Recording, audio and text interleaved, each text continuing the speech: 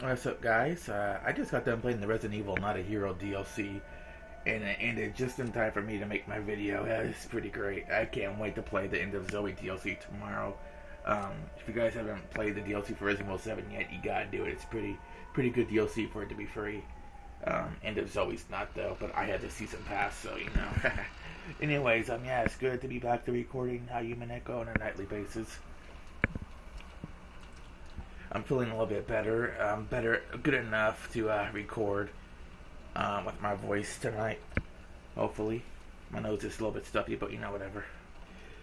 Okay, back then I was, and I guess I still am, a bit of a klutz. I always forgot to where I put things or think I locked something up, and when I actually forgotten, because I caused a lot of trouble. I remember how Natsuhi used to get mad at you all the time, but eventually you should have managed to overcome all that forgetfulness. Oh, and how'd you do that? It wasn't anything big, but I got into the habit of writing things down. I write down wherever I put something important. For things that happen often, I made a checklist and always managed to check it. So, did you see Beatrice or didn't you? I didn't see her directly, but well, some very strange things did happen. She was talking about a certain summer night Shannon had been doing the nightly routes. My mouse was in the way. I couldn't read that. Okay, from her perspective, it was a ghost story. From the witch's perspective, it was just the story of a little summer's night prank.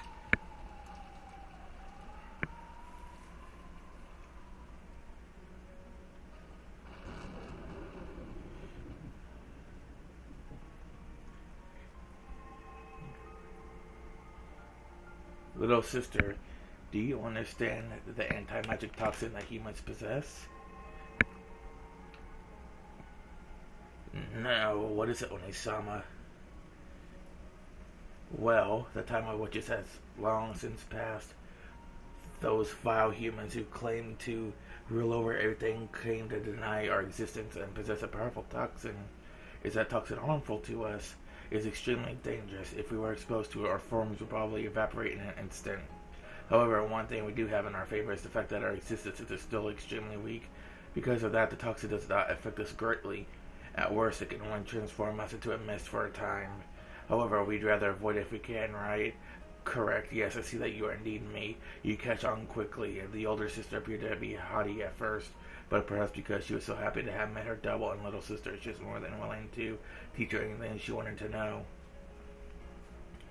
The first thing she was taught was that they were witches, and a different type of being than humans. Bito had thought her inabilities magic meant she wasn't a witch, but apparently she was still a witch nonetheless. And she learned that witches like her were bound by various limitations. Unlike humans, the greatest of those restrictions was the anti-magic toxin possessed by humans. So in other words, we mustn't enter a human's field of vision. Correct, you can think of it as though human eyes radiate the toxin. If they see you, it is the same as your body being burned, and though the effect is weaker, being hurt or sickness can also result in contact with the toxin. So even just getting close to humans is dangerous to us. Was the father a human? Why am I not burned by father's toxin? If we talk about magical power and have it acknowledged by humans, that toxin can be reduced drastically. In other words, by having our existence acknowledged by humans, we make them lose their toxin, making it possible for us to appear before them once more. I see. Simply put it, as we are now, we can only exist when humans aren't around. We are still very lucky in magical power, which makes us inferior to even a stray cat hiding from humans in the shadows. The main goal of the older sister was to gain a large supply of magical power and be revived as a great witch strong enough to have no fear of the anti-magic toxin. For that purpose, she had wandered around the mansion night after night, striving to regain her magical power and reduce the anti-magic power of the humans. The powerful previous Beatrice, whom she had read about in Furtherance library, had appeared only in the front. A few minutes had even been toyed with them at will. According to her big sister, such a level of power was most impressive. To think that a witch could appear openly before humans and use magic at will, a wish like that would be so great that even I can hardly imagine it. It is what we would eventually become.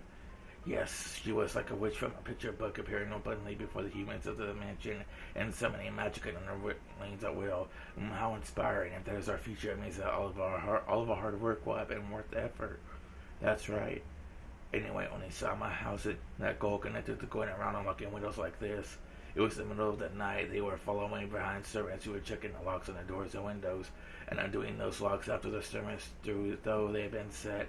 It felt more like a child's prank than the work of a witch. Hee hee, this is the path that leads to becoming a great witch. All our journeys began with a single step. To those who cannot understand, that first step may look quite foolish from time to time. However, it is still a momentous first step.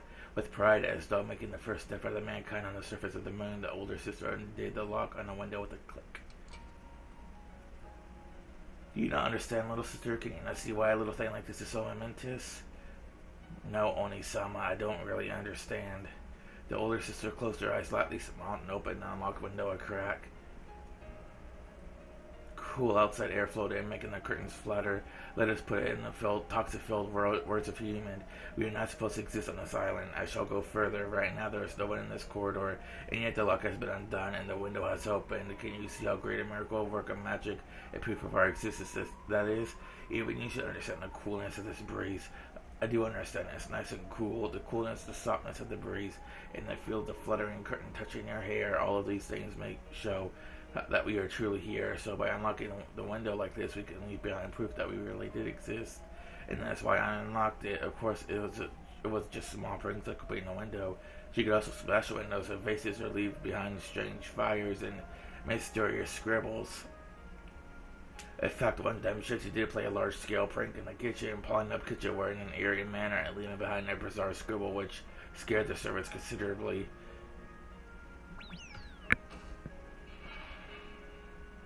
It was a complete success. She really managed to scare the servants and has succeeded in making them acknowledge the existence of magic weakening the anti-magic toxin.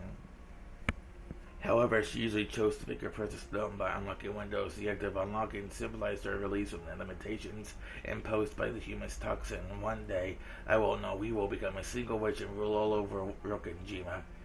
When that time comes, we will gain our complete freedom and be capable of stretching our wings as we please. We won't have to be afraid of anyone's gaze anymore. We'll be able to fly wherever we wish and disappear wherever we want. Laugh however we like, prank however we like. Talk with anyone we want to. Humans might ask things of us from time to time. They might fight with us or play with us too. What wonderful things for us feral creatures who could not appear before anyone look forward to. Right now they are little more than pranks. However, as they pile up proof that we will exist when we get together, and I'm gonna sneeze. Okay. Right now they are little more than pranks. However, as a pile of proof will exist begin to gather, their servants already called me the Witch Beatrice, Master of the Night, and are beginning to believe in me bit by bit. The more they believe, the more those humans will lose their anti-magic toxin. I see, so this means that Father has no anti-magic toxin, and that's because he truly believes in the existence of the witch I am, without any doubts. I finally realized that, though I thought him to be cold, Father does possess a kindness that can't be seen. I'd like to become a great witch and appear in front of everyone soon. Indeed, eventually we'll be able to appear openly in front of anyone. By doing that repeatedly, we shall make people believe in us even more, and eventually we shall display even our magic for all to see. At that time, we shall descend upon Rokkenjima as the great witch you told me of. The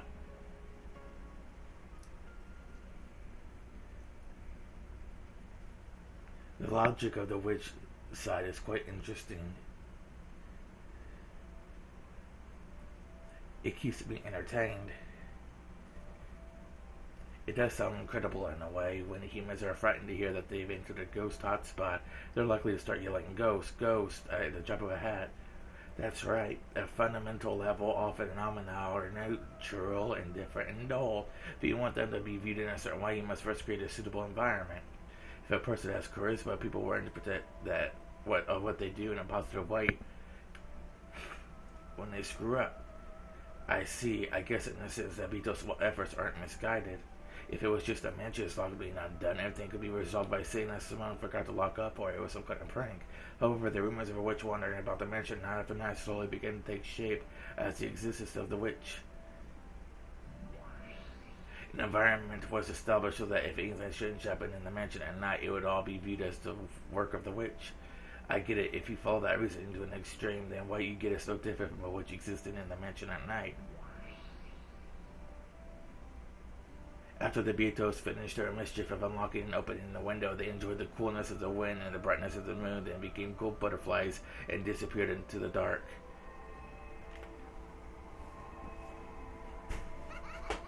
There was no way of knowing whether the window they had opened had actually been opened by them. Their servants might have forgotten to lock up, or one of the family might have opened it after the servants had locked up and forgotten to shut it again, or maybe someone had played a prank. In the same way that none of those possibilities could be denied, it was also impossible to deny the possibility that a witch had opened a window to enjoy the night breeze.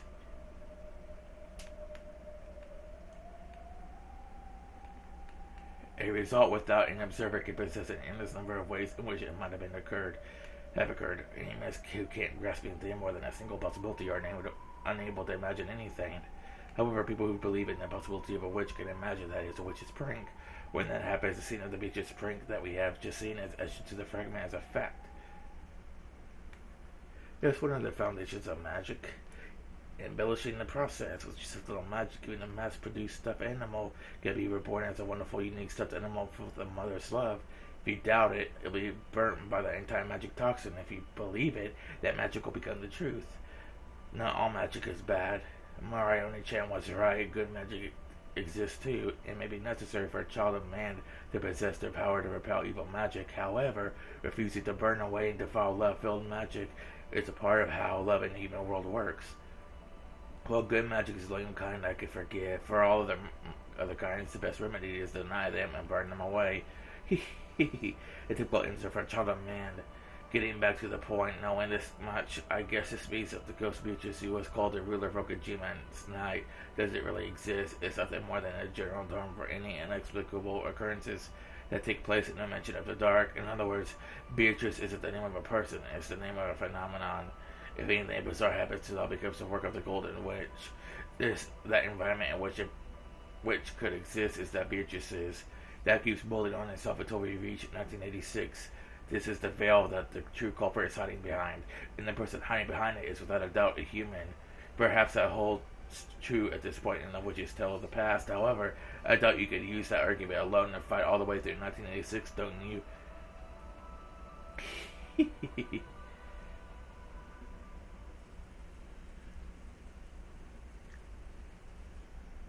Ridiculous. Wasn't that obviously because someone forgot to lock up? Well, you may say that, but this is something that happened once or twice. In other words, you're a klutz fool and a moron of a server who forgot to check not just once or twice, but many times over. Shut it isn't the only one. That same window was always open even without other servers did the rounds. Yeah, Mom even asked me if I ever left the window open at the hall at night. I had absolutely nothing to do with it, but she still got pissed. Sheesh. I'm sure Beatrice wanted to gaze at the moon. Ooh. Is it a bit creepy to have that happen over and over at the same window? And that time when the kitchenware sprawled up in the kitchen with the creepy magic circle scribbled there. Sounds even more freaky. Yes, he said it was an eerie magic circle drawn with something like blood. Ever since the people have been scared to patrol the kitchen. About the case with the eerie magic circle in the kitchen, who witnessed that? Well, it wasn't me. I think I heard about it from a servant kid who quit. I was on duty that day. So it's basically like this, just like those exaggerated stories you hear about haunted locations all over the world. You servants have a little fun telling ghost stories about the nighttime dimension, right? You talk as though the witch exists and affect others with that belief. So all the eerie things that are supposedly done by bitches are baseless rumors, which are either the result of a coincidence and an accident, or something that someone fabricated for fun. It is what you're trying to say. Exactly. Of course there's no way Beatrice exists. Ooh, Beatrice exists. I'm glad you understand so well, Battler son. There's probably some person by that name, or else multiple persons of a fixed or unfixed number who do things and attribute it to that name. However, this is a delusion of the Golden Witch Beatrice that we're all thinking of. It's completely impossible. Ooh. Ooh. Beatrice exists. I met her. Ooh, could you tell me about that in detail? You met Beatrice, and did she show you magic or something? Ooh, I see her all the time. Every time I come to the Rokajima, and she always shows me fun magic. Denying the existence of the witch would always have the immediate effect of infuriating Mariah. However, Erica, who didn't know the strict term of winning Mariah's fury, plunged into it head on. But no matter how Mariah tried to sell the idea of Beatrice's existence, she stood no chance of defeating the ruthlessly intelligent Erica in the argument. George and Jessica hurriedly tried to calm Mariah down, but there could be no quelling her anger at this point. Good, so she showed you magic. Could you explain in detail what kind of magic? She would always use magic to give me candy as a present. Beato could create candy with magic. She just took it out of her pocket, did she? No, she didn't. It was magic. It was incredible until the kitty poured out of an empty cup. Wow, that's some awesome magic. That's right, that's really would be magic. Yeah, it was magic. It really was empty. I should decide it myself. Huh? What do you mean you should decide it? Give it a rest, Erica-san. She's just a kid. Come to think of it. Yeah. No, thank you. I'm having a seriously intellectual discussion over here. You guys are just gonna stay out of this. You'll have to tell me more in detail, Mariah-san. What do you mean when you say that you checked inside it? Fortunately, we have right here with us a teacup that's been overturned and emptied. Come on, be my guest and read what happened then, okay? Let's see. If you would, let's see it. After holding the cup of black tea, which she had just overturned, it was just still dripping upside down over the table. Erica slid it down hard and slid it over to Mariah. Erica's eyes glowed repulsively like those of a snake about to snap up a frog. Those eyes were ice cold and had a madness in them that made one want to avert their gaze. On the other hand, Mariah was glaring furiously, her whole body shaking uncontrollably in the greatest expression of anger that a human could manage. The look on her face was frightening and not all what you expect from a 9-year-old girl. Stop it, both of you. Ooh. Okay, Beatrice took the empty cup, and then she did this. She put it upside down on the table. Yeah, and then what? Then she did it right away and Katie floated out. Incredible, that would really be magic. It would be. Matt and the others tried to get between the two and calm them down, but it was no use. They violently pushed aside the others and glared at each other from so close that their foreheads met together. Then they repeatedly set the upside down cup on the table. The sound of their foreheads meeting together, the cup being set down, shattered the barrier between reality and illusion.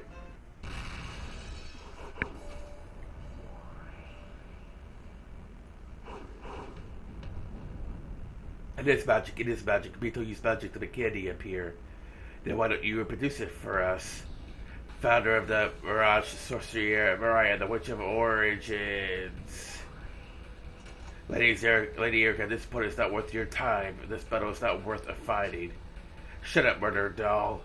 Okay, how do you claim that the overturned cup was filled with candies? Just turning the cup over won't make candies come out because you have to use magic. Beato can use magic because she's a witch. Oh yes, magic. She used magic. How did she use magic? Did she sweeten a magic wand and tap the cup to make candies pour out? No, that can't be it, right? Beato's a witch, so she uses magic. Magic happens when you say it. Incantation calls a miracle. You can't use the magic that makes candy unless you say the incantation. Oh, sure, understood. Good, very good. Let's see this incantation. Let's see this magic come on. What kind of incantation would a witch use? What kind? Come try and picture it. This son of a cup is filled with candy, so try and picture such a wonder. Oh, then what? Look inside the cup, it's filled with candy. Mariah grasped the overturned cup so tightly that it nearly cracked, and slowly lifted it up. Then from the inside, several cute candies poured out. Mariah looked at Erica with a smile as if saying, that showed you. Good, and this is what you like to call Beatrice's magic, is it? Delete her. Beat her to death. As you wish. I won't let anyone deny Beato's magic because magic is magic. Magic is impossible. You might be telling a lie about something that never happened. Repetition demanded. Failure to respond will be a violation of Nox's 7th. I'll respond. This is the truth. This is a story of something that really happened. This wouldn't have anything to do with the trick of the actual cup or table, making this just a sleight of hand, right? That would be against the rules, wouldn't it? Hidden devices and tricks are a violation of Nox's 3rd. However, only if foreshadowing has been presented, these are permitted by Nox's 8th. Nox's 3rd prohibits hidden doors and devices that have no clues pointing towards them. However, by presenting foreshadowing and clues that point towards the existence of said devices, Nox's 8th allows them to be used. There were no tricks like that. It was just an ordinary table and an ordinary cup, so it's not magic, not sleight of hand. Understood. By Nox's 9th, we acknowledge that Lady Mariah witnessed the magic. That's right, with the 9th at least. Observers are always allowed to speak their personal opinions. Otherwise, mysteries where the culprit is seen just as a woman and it is written, I saw a woman, it would all be disqualified. Sure, that's fine. Clear that you saw magic all you want. All truths are nothing more than claims, so I'll make a different claim and see straight through yours to see the truth to the truth. That's the detective's duty. We're really shine the most. There's nothing to see through. This is magic. Since it is magic, only witches can use it, right? That's right, only witches can use it. So if a human like me could use it too, that would mean it isn't magic, right? You can't use it. Only Bito can use magic. Good, then why don't I show you? I'll make candy appear from out this empty cup. If you think you can, just try. Impossible, impossible. Useless. There's no way a human could do it. Then please, just relax and watch. Here we have an empty cup. Is that okay? It is, isn't it? Then we turn it over on a table like this. Let it be known that this fight has no purpose. Okay, can you see the incantation for creating candies? In fact, why don't we say it together? Come try to picture it. The inside of the cup is full of candy. Try to picture such a wonder. Stop, Mariah, son. Why did you close your eyes when you said the incantation? Why not witness the miracle of magic? Humans are polluted by the anti-magic toxin. If a lowly human saw it, the miracle of magic would be wiped out of existence. That's why the rule says that lowly humans have to close their eyes when using magic. I see. Okay, I understood the protocol for humans to follow when magic's being used. In other words, not once have you ever witnessed the moment that magic happened, isn't that right? Look, it's done now. Please try and lift up the cup, okay? After all, I've used magic to make candy appear. There's no way someone who makes fun of witches. Whoops.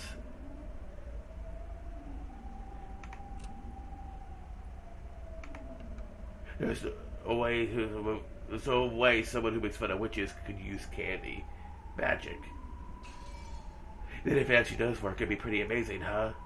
After glaring at Erica with the utmost of malice, Mariah slowly stretched her head out towards and overturned the cup. There was no way that Erica, someone who made fun of witches like this, could ever use magic.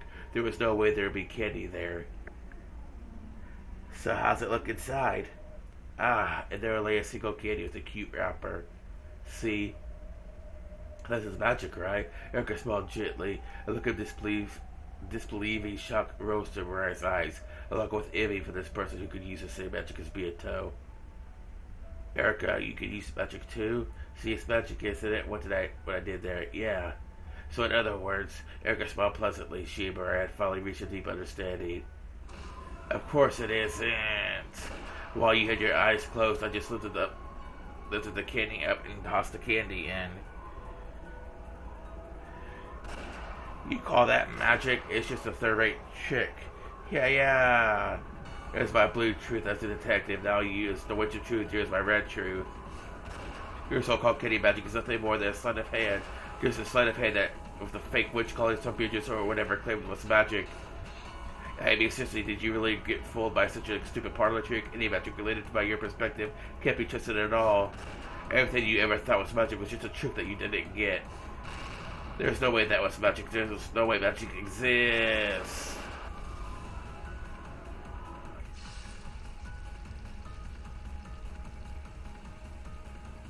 Huh?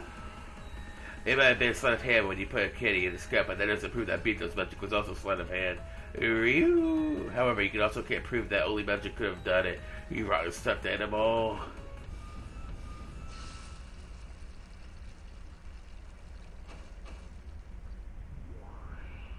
Please allow me to speak. Know that this is a meaningless battle. You goddamn scraps of paper. Why'd you have to put "but" in a good part? This is enough. Lady Mara has been shown that the candy cut magic could possibly be a trick that she misunderstood to be magic. Therefore, her claim that it was magic is dismissed. However, it might really have been magic when Mariah saw it. Just because it can be done by sleight of hand doesn't disprove magic. Well done, Lady Erica. Congratulations on crushing Lady Mariah's illusion of the witch.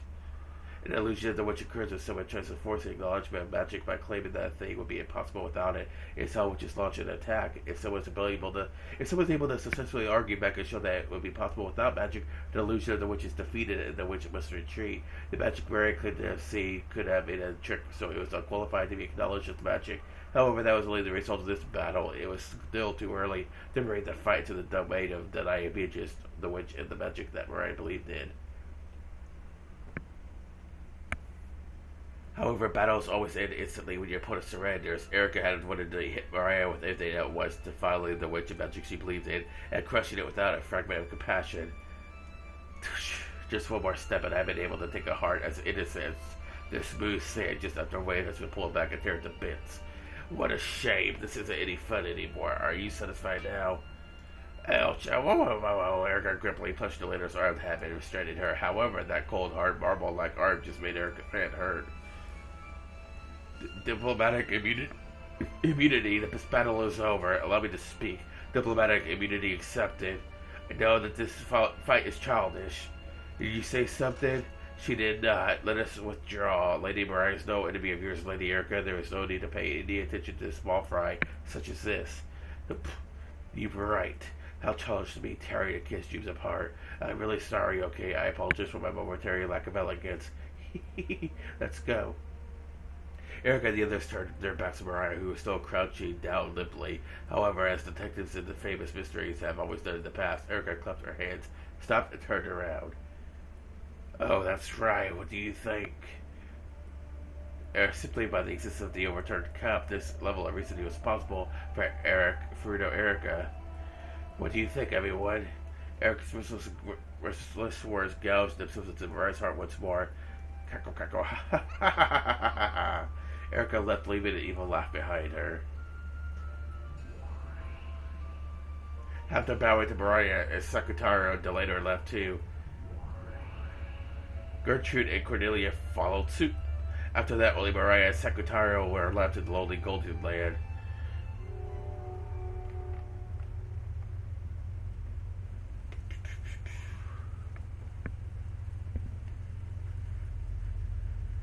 Okay, guys, I'm going to take a quick break here. Oh, that was nice. Ooh. Beto is a witch. Ooh, Beto is a witch. It was magic. It was magic. It was magic. Beto used magic to give you candy. You don't need to doubt that. Ooh, please believe it, Beto. You know that magic can't bear fruit unless you believe. Ooh, surrounded by an ice-cold drizzle that had started falling at some point, Mariah cried quietly, trying to at least protect her from the rain. Secretary used his large sleeves to cover Mariah's head and stand there by her side.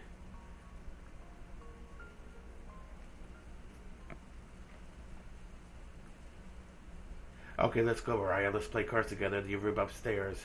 Erica said as an adult, I can say I was very impressed by that conversation just now. My apologies, I'm still just a kid after all. I just see that wonderful kitty magic brutally insulted by Erica and Mariah having cried now stop. I started noticing as soon as after dinner quiz party, but your personality really is screwed up. Do you think this is fun? Do you like tearing little kiss dreams apart? Please stop, Butler Summon. Please, for my sake, don't push any further here. Please. Shetty had been looking flustered, bowed her head deeply and implored Butler to stop. George, who didn't wish an impression, to fell in line. Let's go. Let's spend this year at the cousin's room again. We can watch TV and play cards. I've heard that Erica's son has her own room. Should I please got her there? I don't need to bother you. I'll relax out here for a little while longer. I want to save her in a bit. What the hell are you trying to save her? Butler and the others could no longer hide their irritation. They had no obligation to entertain their uninvited guests any further than this. Erica herself understood perfectly well that no place would welcome a detective. Butler and the others wanted to leave, and Erica wanted to stay. Neither had any desire to stop the other. Jessica urged Mariah, who still cried, to come along. Then Mariah stopped and spun around. Got a problem? They do exist here and there. Humans are practically lumps of the toxin, don't believe in magic.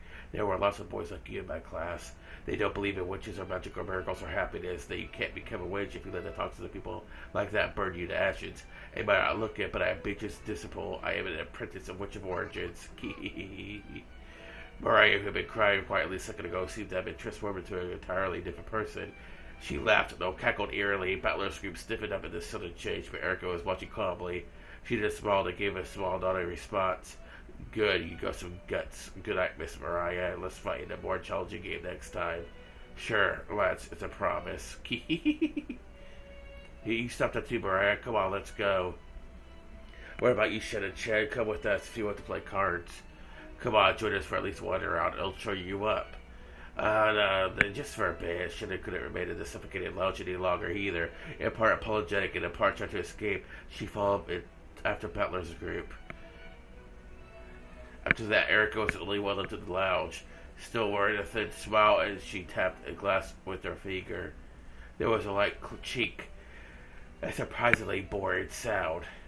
It was so Erica worth it, so pleased.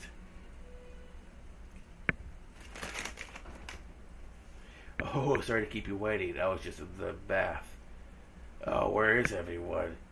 You just missed them. They went up to the second floor. I'm the one who called you here. I've heard that you know a lot about the story of Akuji, Akujikishima and the Tale of the Witch. Yes, well, it is a trivial story, but I don't mind in the slightest if it's a trivial. Why would you like a drink to follow your bath? Even though I like to be helpful every now and then, Erica stood up and opened the refrigerator behind the counter and put ice into the ice pail.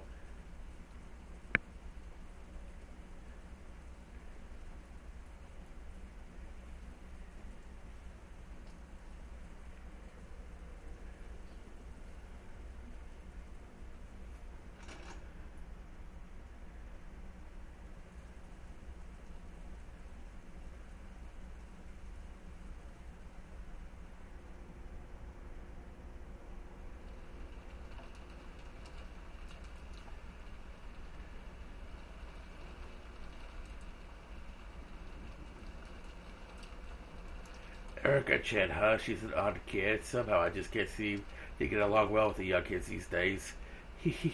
You're still pretty young yourself, George, son. I guess it's because I've always been the oldest of the cousins. It's always made me feel like I'm not one of the young ones anymore.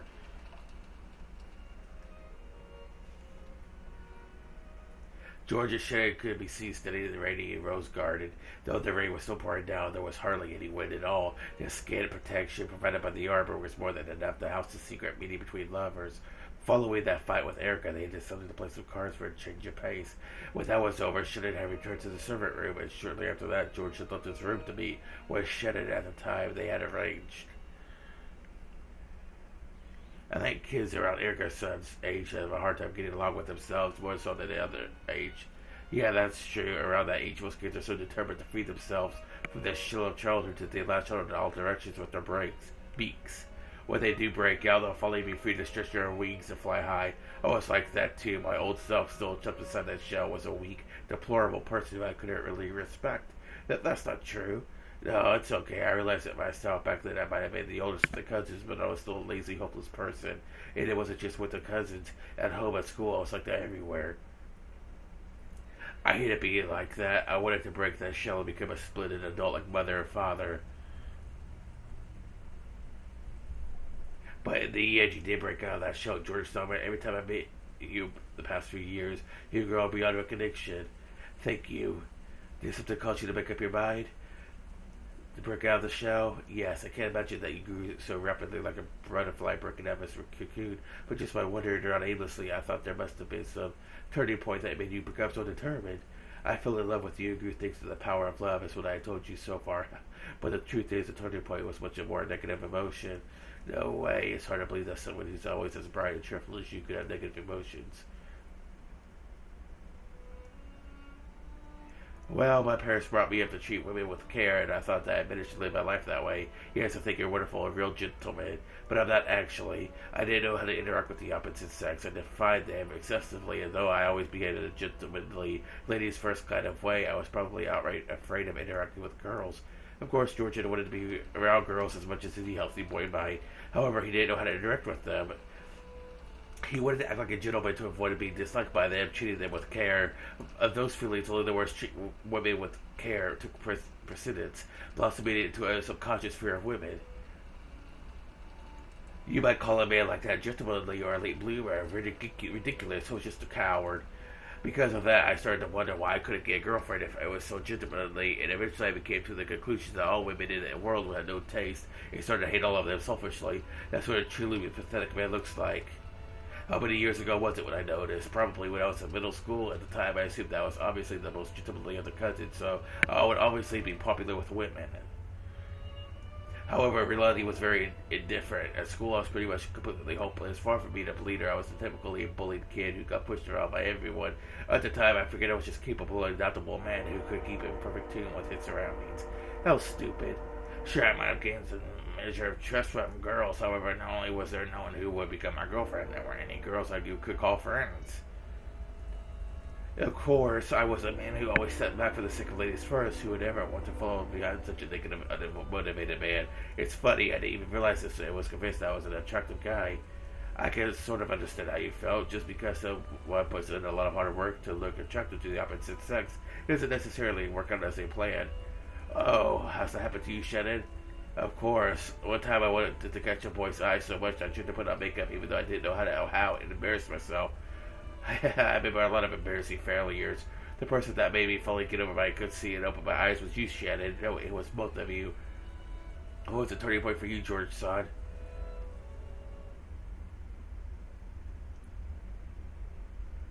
Envy, probably. That's unexpected, but envy over what?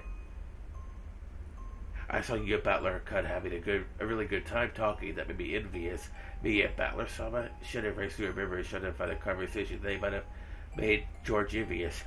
It probably seemed trivial to you two, however, so maybe envious. I don't want the Battler to hear what I would say next, no matter what. Can you promise me? Of course. It's going to be a shameful confession. Still, I want you to hear it. I want to hear your answer tonight only after I've told you about my bad sides as well. Okay, let me hear it. With a smile but a serious look in her eyes, Shannon nodded. Tonight, she knew what he was going to ask her tonight. George had to confess before asking that secret question, and Shannon had the obligation to listen. Shannon understood this, so she listened quietly. So this is what a witch of theater going peeps in on during their spare time. Stories of love are precious at any age, and never tire of them. However, I do find that expression of virgin disgust on your face even more amusing. Feather laughed quietly and chuffed and looked away, but she quickly realized that this would only entertain Feather even more, so she tried to act unconcerned. Both Butler and Jessica and Chan have always been spirited. No phrasing it that way, just dodging the issue. Let me be frank. George looked up at what the moon should be high above the rain clouds and spoke. They were honest words spoken simply from George's heart. For a long time back then, I thought of Butler and Jessica Chan as bad-mannered kids.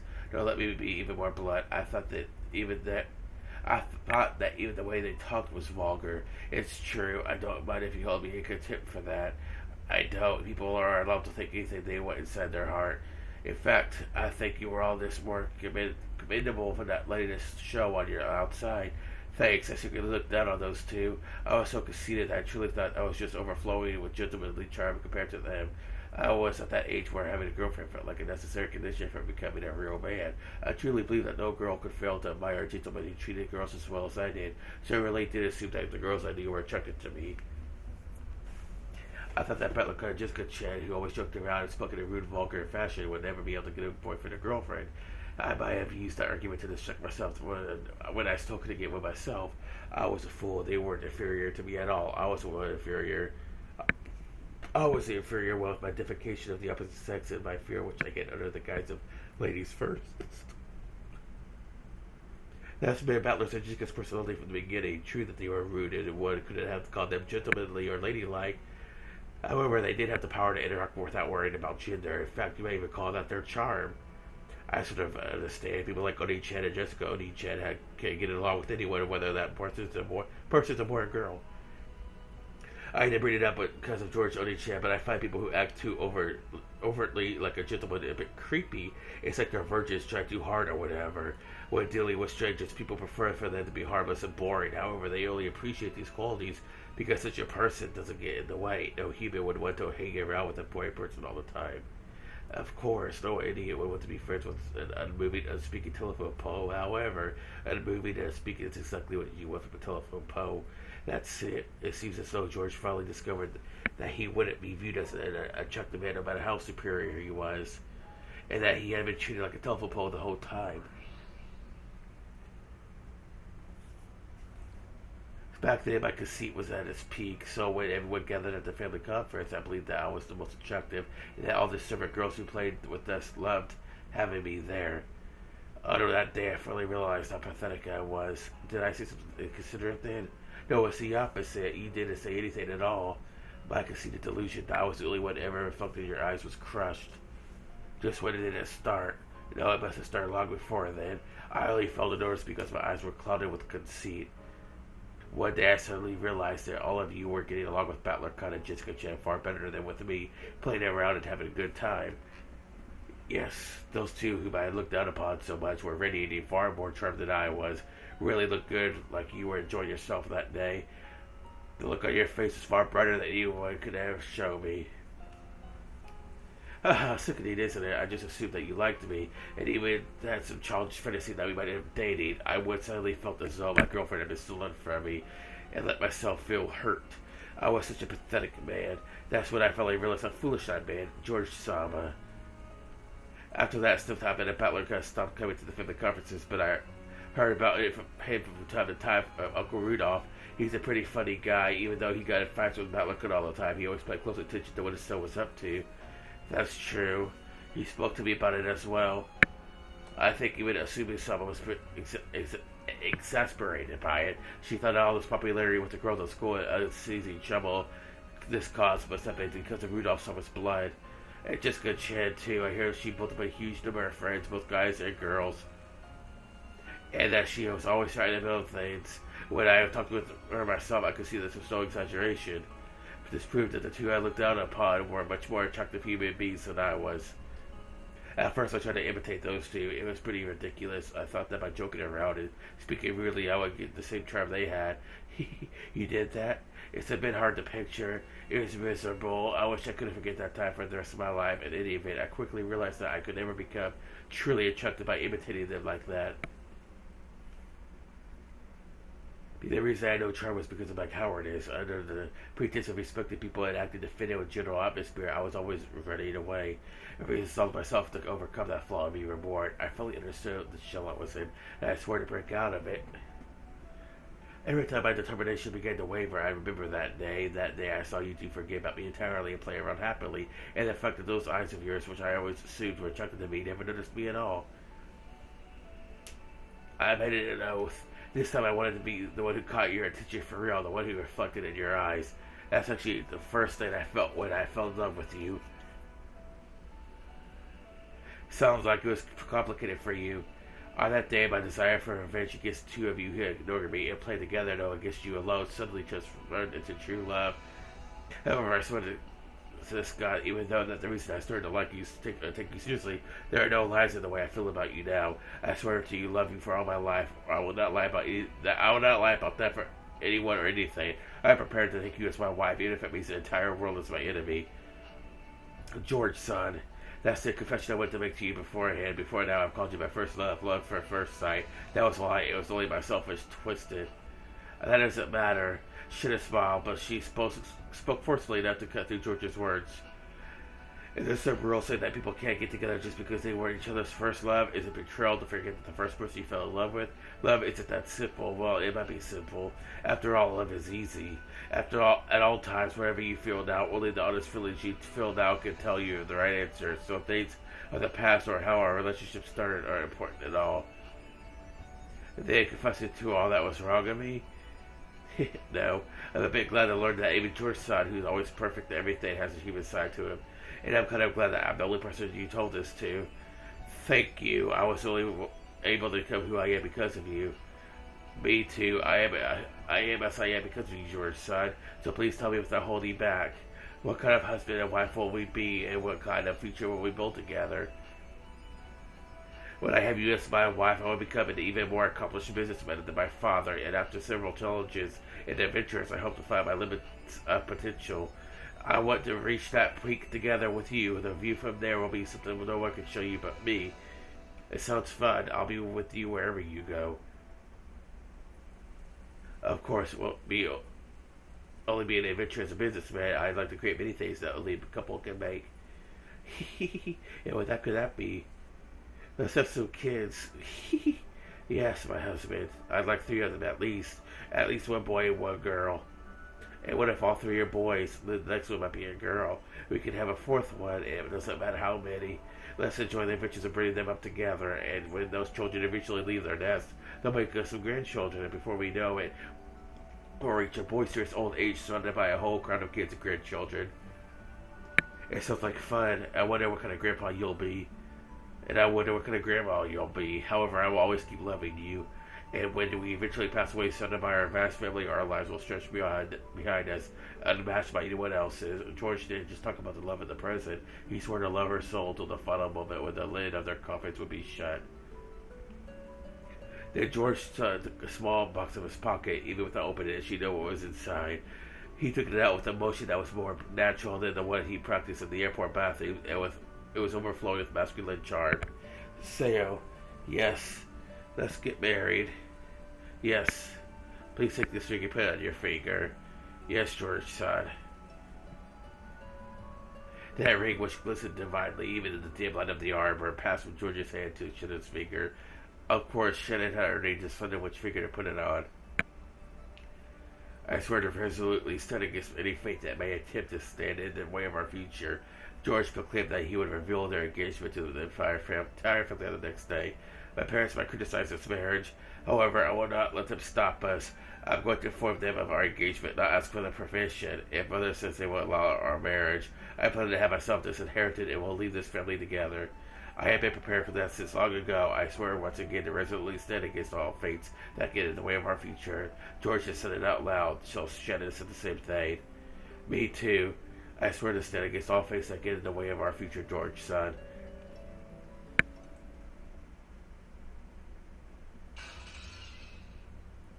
Okay, guys, I'm gonna take a few minute break here. Apple juice, alright. Butler-san, when will the crime start? I just about had it with this love show. Be quiet and watch. Sure, fine. I'd hate to yawn unless some spectacular bit of foreshadowing slipped by. Do you have no love? Are there any mystery novels that accept love as proof? No, there aren't. Erica laughed coldly and stared down at the two on the game board.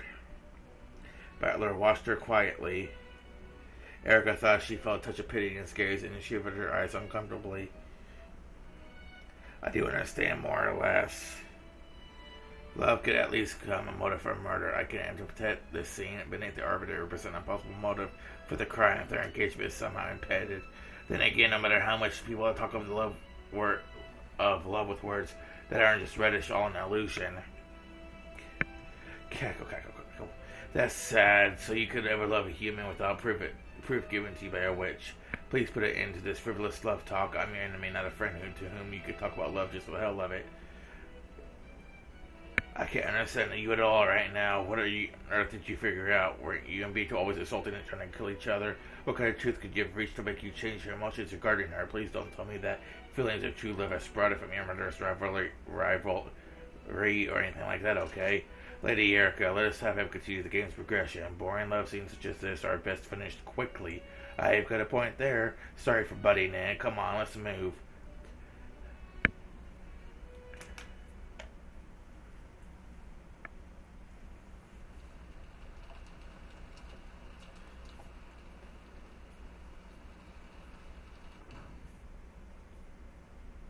It's Shannon. I've come back. Indeed, the log for today has not been filled out yet. Yes, I'll do that right away. Kenneth got thanks for keeping an eye out while I was gone. That was a pretty long break. Kenneth had already noticed there was a silvery glint coming from the ring finger on Shannon's left hand. Then I will retire. Please do not hesitate. Weak maybe then occurs. Good night, Genji-sama. Genji disappeared off to the waiting room. After that, only Shannon and Kenneth remained. Thanks for giving me some time. I'll stay here for the rest. So you can go to sleep now. So it's my turn next. Yeah, sorry, but we aren't going to lose. And I won't lose either. Even though you've always been a coward and let my lady take the lead until now. Was it you who taught me, Nissan? What did I teach you? The past is immaterial when it comes to love. The present is all that matters. If that's true, then I think my present is in no way inferior to yours, Sneak-chan. Shannon and Ken glared at each other with serious eyes. That period of tension finished when Shannon chuckled. Yeah, that's good. You and my lady have to give it your all. If you do enough together, make sure you build up a relationship wonderful enough that the rest of us could cheer you on with a lot of hearts. Well, you do have a huge lead on me. There is no help in that. That's what you get for your cowardice before now. I know, that is my sin. Shannon and Gideon finished around in their pockets and drew out two small things that glittered gold, and they looked like the left and right wings of a gold butterfly. We are the furniture, and now the order to become human and receive the miracle that allows us to love, we must rely on the miracle of magic once again. To think that her brooch would actually prove useful. It is only magic within our reach. It was a golden butterfly brooch, which Beatrice had once given to Shannon in the hopes of creating love between her and George. Shannon then gave it to Cannon, but then he let his emotions get a hold of him, and then crushed it to pieces. So when two wings that were held brought together, it would regain the form of a beautiful butterfly. Then I'll be back soon. After all, they've asked me to play cards with them. Yeah, good luck. I'm sure my lady will be happy. It's a bit embarrassing. Enjoy that feeling. Cannon left the servant room. He went to go see Jessica and tell her what he had determined to do. Shannon quietly watched them go, their fragment, their brooch, and the engagement ring lit off a gold and silver glint.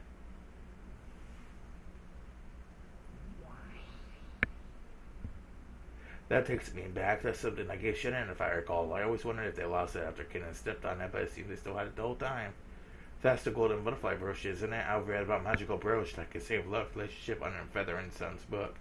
That had been the first time that Beatrice, Witch of the Forest, had interacted with a human to give them her power. Bit by bit, she transformed from a mere ghost to the ruler of the mansion at night, and by making the servants believe in her, she had wiped away the anti-magic power. Then it eventually became possible for her to appear only in front of Shannon, whose magic resistance had grown particularly low and who had begun to believe in the existence of Beatrice. The Beato could have been able to interact with anyone for many years. This conversation with Shannon must have been especially fun. That's why I generously gave her the butterfly brooch. I was in quite a good mood. It is the common thing for heartless witches such as myself to be so gracious. But it's wonderful you brought a pair of future lovers together. Of course, I did not do it to pamper them. It was in exchange for smashing that hateful spirit mirror that had repressed my magical powers. Thanks to that, I was able to regain much of my power all in one go.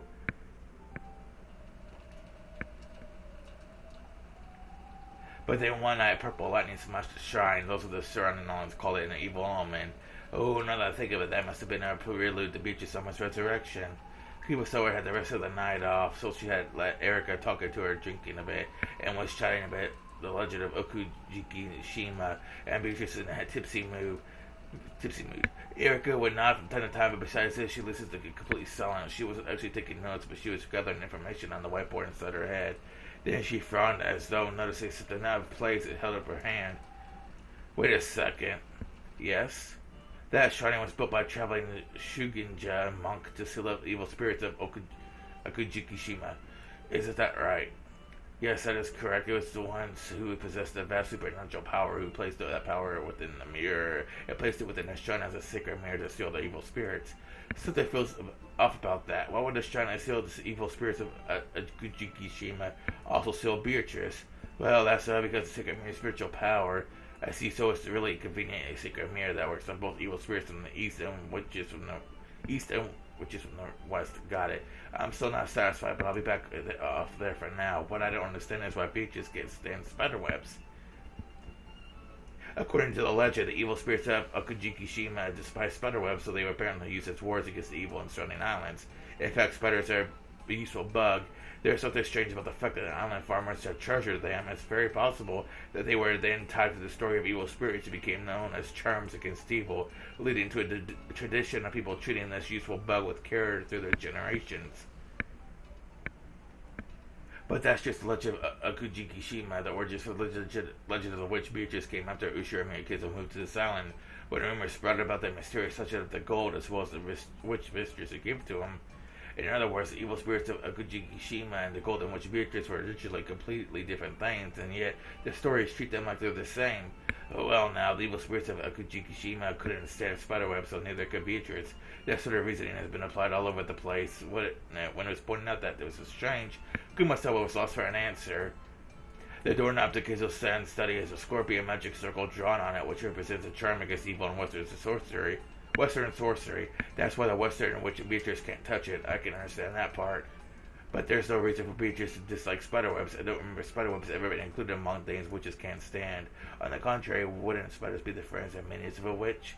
Oh, well, in my opinion, those two legends about the evil spirits of Okujikishima and witch Beatrice have been mixed together a little. In fact, maybe they've been fully fused together as one. The legend of Okujikishima is a fairy tale created by a fisherman fearful of reefs in the Okajima area. However, there was no visual image to go along with those evil spirits. Were they people or monsters or ghosts without legs? There's no mental picture of them. People are bad at imagining things without visuals. That's when the legend of the witch called Beatrice came in. which is a lot easier to picture than evil spirits. And on top of that, Kenzo's son had a portrait of Beatrice drawn and displayed. In other words, the lack of a visual image, which was their one weak point in the legend of Akatsuki Shima, was finally completed. Since then, perhaps the two legends have been mixed together. Well, I wonder. It's a bit confusing for an old lady such as myself. Gumasawa laughed to smooth it over, wiping away cold sweat. She might have seemed confused, but she actually did understand what Erika was saying. In truth, she had been vaguely aware of how the legend of Akatsuki Shima, which had been around before Ushimi Kenzo had come to Kenjima, and the legend of the Golden Witch, the story of the woman who given Kenzo a vast quantity of gold, had been both transformed. But she didn't want to acknowledge it, but she knew the setting where Beatrice had hid the spirit mirror and spiderwebs. This had been based on the ancient legend of Akatsuki Shima. The evil spirits part of that legend had been replaced by the Witch of the Portrait. So, if there really was someone claiming to be Golden Witch Beatrice, I'd really like to ask her whether she actually does hate spiderwebs or not. What happens when she touches them? It said that witches and their minions receive burns when they touch spiderwebs, so that's probably what would happen, I suppose. That's not bad. Splendid witch trial. If those spiderwebs touch her and she gets burned, then she's an evil spirit, not a witch. And if nothing happens, it proves she's just a human. In other words, whether she's burned or not, it will prove that the Golden Witch doesn't exist. The legend of the witch is nothing more than the legend of Akatsuki Shima. Akatsuki Shima reboiled with a new face on it. Well, simply by the existence of the legend itself, that's the whole reasoning that's possible for Furuto Erika. What do you think, everyone? The only two of them were in the lounge. Erika faced the direction an invisible audience would have been and shrugged. And just as Erika imagined, the targets of her comments actually were there listening. Spider webs, they burn if you touch them. When Obito the Elder stepped their fingers, a graceful silver spider slipped down from the ceiling, hanging by a transparent thread. Afterwards, only a single silver strand remained. Timidly, Obito stretched her fingers out towards the spider string as she touched it. A find. You are? Huh? Obito the Elder lifted up a white pale finger after showing it to her little sister as she traced the silver string with it. There was a stench like a single hair being burnt. Once again, she held her finger up in front of Obito, who was stunned. There was a thin burn line as though someone had traced it across it with their razor. What's going on? That's what I would like to know. Why are you unharmed? I don't know. What I don't understand is why you do get burned by touching a spider web. I do not know. It's always been like that since I was first gained consciousness. Then are you? Obito hesitated. However, her question was unclear. No, I am not one of those evil spirits of Akatsuki Shima. I am Beatrice, ruler of Rokenshima's night. You and I do not know why I have the same weakness as this island's evil spirits of old. Are spiderwebs the only things you can't handle? As this, Erika person said I could not touch the doorknob to Kenzo's study. That scorpion magic circle burns me. For me, trying to open a door to that study is like trying to pick a red-hot horseshoe out of a fire. What about you? Huh? Scorpion magic circles, you mean? The older sister stepped her fingers again. When she did this, surrounding scene bent and twisted and suddenly moved to place around Kenzo's study. There was a doorknob engraved with a scorpion magic circle. Those who researched magic must refuse sealed off from both humans and spiritual disturbances. It's no surprise that Kenzo chose to seal off his study and place charms such as this here. And unfortunately, that affects me as well. She gently grasped the doorknob. As she did, a violent burning sounded unbelievably stronger than the one caused by the spiderweb rang out. Oni-sama, are you okay? Her hand has been horribly burnt, and Mito couldn't help but avert her eyes. Fear not, this scratch will heal quickly. Apparently, it would heal by itself if I left it alone. The older sister seemed to heal at it, and you made it right. However, it seems that you can handle it just fine. She timidly poked the doorknob. Nothing happened. Slowly, she touched it with her entire palm, but she felt nothing but a pleasantly cool sensation. Strange. Though you are my double, you are different from me in several ways. Well, I might be able to touch the doorknob. If I ever get burned like you did, I don't think I can heal that easily. It's as though you're a normal human. Yes, even if I find it a little hard to believe that I'm a witch, I can't use magic like you, and I can't I don't get strange birds or heal them later. If father believed that was a great witch reborn, but I cannot believe that. Who are you? I am Beatrice. I was born for father's sake, and you, Oni-sama? I am also Beatrice. I used the magic to give Kenzo gold, and later became a soul in that formless witch that haunts this island. Just who on earth are we? Unlike me, you seem to be in possession of a body. Huh, really? Yes, I am thought of it while listening to that Erika person. I am a witch who can use magic but has no body. You are a witch who has a body but can use no magic. Eventually, perhaps we'll become one, each filling in what the other lacks to form the true, complete Beatrice. It seemed to make sense. Both of the Beatrices were missing something. If they became one, then they would surely be very close to Beatrice that Battler desired. Do you want to try? Huh? Hold your hand. Out your hand, the older sister slowly raised her palm and held that before Beato. The large burn from a second ago really has started to heal already. It may be possible for us to become one. I want to know as well. By becoming one with you, I want to learn about my future self. Beato also raised her hand slowly, and the two hands touched. But nothing happened, and perhaps this meant that while they were fated to become one, eventually that time had not come yet. For me, being burned by spider webs is perfectly normal, however you didn't even know about it. In the same way you say that the reason you were born was for your father's sake, apparently that father is Ushirmi, a battler. I know him as a rare guest who only comes a few times a year, but I cannot understand what connection you and I have with such an infrequent visitor. Surely we must learn more about each other. Yeah, you're right. I get the feeling that learning about each other will lead us to something very important. On the other side lies the single feature of Beatrice. No, it may be more correct to call her the true form we are meant to possess. With their hands so jointed, the two Beatrices swore to fill in the parts the other lacked and regain her single form.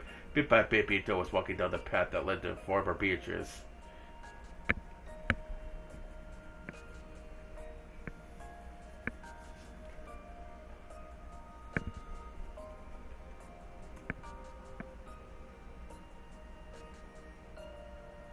Okay, guys, I'm going to end the video here. I'm getting tired. It's almost midnight, and I got work in the morning. So, yeah, I'll see you guys later, next time, whenever that may be. I don't know.